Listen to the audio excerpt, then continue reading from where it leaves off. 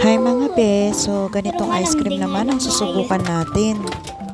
Ito lang mga kailangan: Nutella, all-purpose cream, at syempre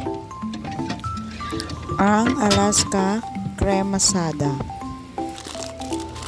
Meron din akong inilagay na lava cake at Oreo cookies. Ito nga pala yung silicone na mahan ng ice cream popsicle na aking gagawin. Hinugasan ko muna syempre kasi kakadeliver lang yan ng Lazada. So ayan na, may kasama siyang takip. So ito yung mga ingredients. Kumuha na ako ng mangkok kasi dito ko ilalagay lahat ng mga mixtures. Tapos ay ang napaka-cute, pinunasan ko muna ng mga malinis na towel, syempre. At saka ko pinahiran ASMR yan, ASMR. Pinahiran ko ng Nutella. Nilagyan ko muna ang bawat hulmahan ng Nutella. So, pinisil-pisil ko lang yan para mas madali ko may spread out yung mga Nutella chocolate dito sa hulmahan. So, ayun. So, pagka okay na ang lahat, maaari na nating ilagay muna sa ref para medyo tumigas. Simulan ko na yung mixtures niya. Tansya-tansya na lang.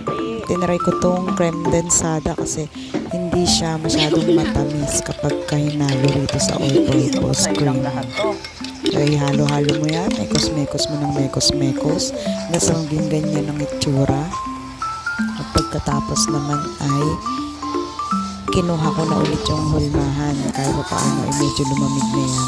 So nilagyan ko ng mini stick at yung mga Oreo sa bawat lagayan yan.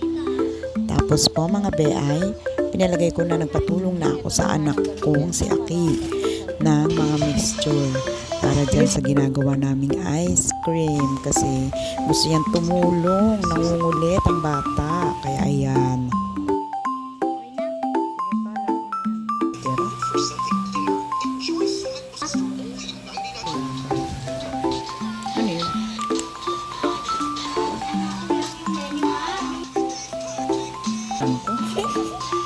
Tama ba yung isang ko? Open mo masyado.